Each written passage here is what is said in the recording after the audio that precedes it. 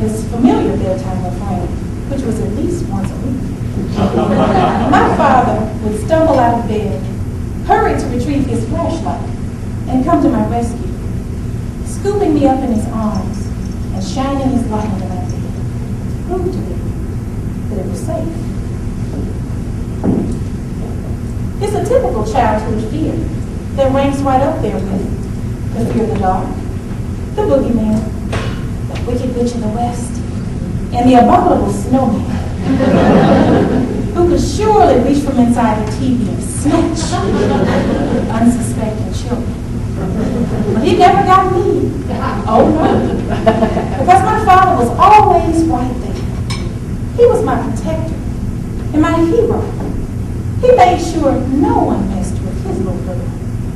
Not the bullies at school, not my older siblings, and especially not the monsters in my bed.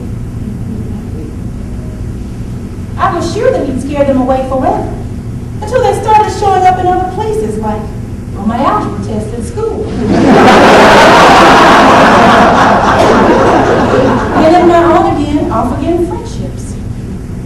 But for every new set of monsters that appeared, my father equipped me with the tools that I needed to fend them off. For my insecurities, he gave me acceptance and adoration. He told me the things every little girl needs to hear, like, you're good enough, you're beautiful, and I love you. He also taught me to never back down from any fight, because he would always be there to protect me. He told me that when things really got rough, I had only two choices, and running wasn't one of them. I could either give up or go on.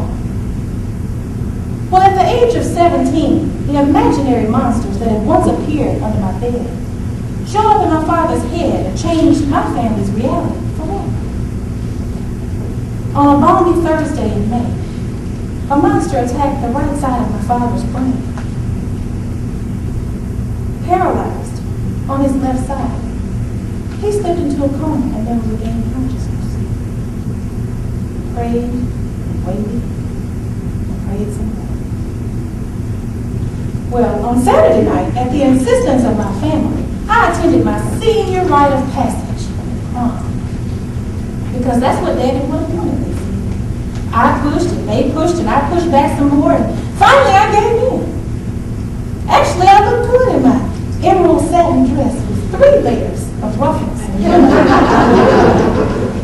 and with some makeup to hide my fatigue, and the assurance that I had my father's blessing, I went. After all, I could either give up or go on, right? But once I got to the prom, I didn't even care that my date had the personality of a milk dud. I pitched him early in the evening, dancing instead with all the guys who had come to the prom dateless, or stag, as they used to call it. It was my senior prom, my one moment in time, as Whitney Houston proclaimed in the last song of the night. But when I arrived home, I was still giddy with excitement. I recounted all the details of the evening, from who won prom king and prom queen to the decorations and the balloons and the lights. It was all so magical. My mother listened intently and unselfishly. She let me have my moment. Well, finally, my 17-year-old mind drifted back to the reality of my family and my father. Mom, how's Daddy doing? Mama would make eye contact. Mom, how's Daddy doing?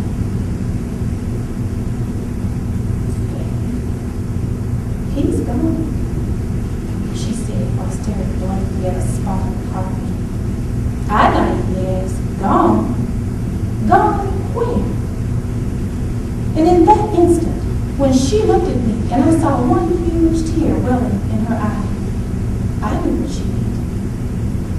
See, while I had been out partying the night away, my father had faced a monster he couldn't defeat with a surprise attack and a flashlight. In that instant, in that one moment in time, my mother became a widow, and my siblings and I were fathers. Well, I didn't want to continue. I didn't ever want to try again. I mean, here I was, a month away from graduating from high school, at the top of my class, no less.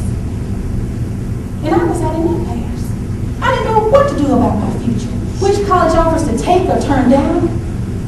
As the days and weeks went by, I prayed. I prayed for wisdom and direction, for courage and for clarity. And then a force bigger than me reminded me of the simple lessons my father had taught me. I knew instantly that I had only two options, and running wasn't one of them. I could either give up and let the monster win, or go on and embrace my adventure. Well, that adventure led me to a university that was just far enough away for me to feel independent, but close enough that I could come home whenever I wanted. I stared down and defeated many more monsters in my graduate studies, in a master's and a doctoral program. I'm standing here today because running still isn't an option. I believe that I can face and defeat any monster without fear. But I keep Daddy's flashlight handy.